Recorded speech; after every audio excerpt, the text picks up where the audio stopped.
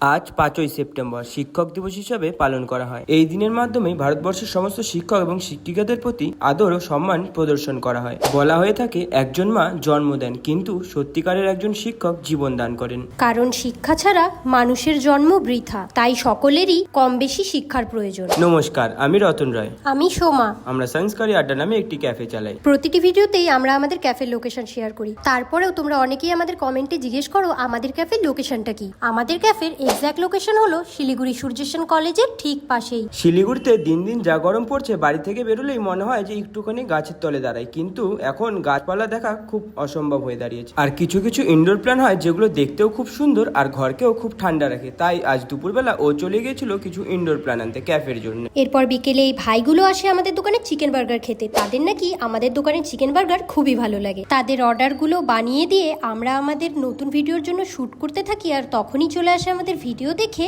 এই ছোট ছোট ভাইগুলো। তারা অর্ডার করেছিল 3টে এগ চাউমিন, আর তারাই আজকের শেষ কাস্টমার ছিল। তাই তাদের অর্ডারগুলো বানিয়ে দিয়ে দোকান বন্ধ করে আমরা চলে যাই বাড়ি।